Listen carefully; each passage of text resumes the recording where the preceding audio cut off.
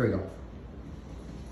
Okay, I'm here in basically on the Upper East Side of Manhattan, and I have Christopher here, and he just flew in from Miami to come to New York to live in his beautiful 2-bedroom home, and yet he's got small bedrooms, so he needed a place to work and a place to sleep. So we have here the Murphy desk, auto desk, where, hey Christy, if you don't mind, yeah, we have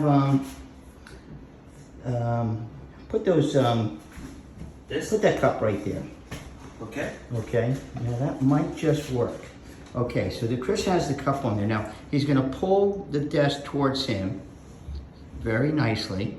Keep going until you get the top. Now you can grab the top. All right. And then he's going to lower, hold on.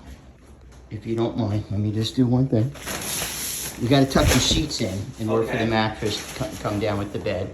He's gonna pull out the leg, position the leg down. He's gonna put it all the way in. Look how he pulls it out, turns it, pushes it all the way back in. And then he's gonna lay it down. Now let's just see, because there's only 5.5 inches of gap, and I think that coffee cup might be, keep going. Oh, it's too much. So pull it out.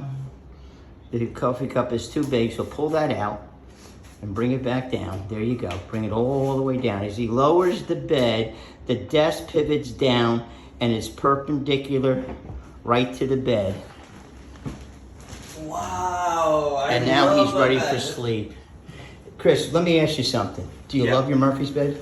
I extremely love it. How much do you love your Murphy bed, Chris? So much. Thank you, Brother Renee. You're welcome. Really, To really God be appreciate the glory once again. Another bed by Brother Renee and team here in Manhattan. There's a blessing. Nobody better than Brother Renee and team. God bless you, Chris. Enjoy. Thank you.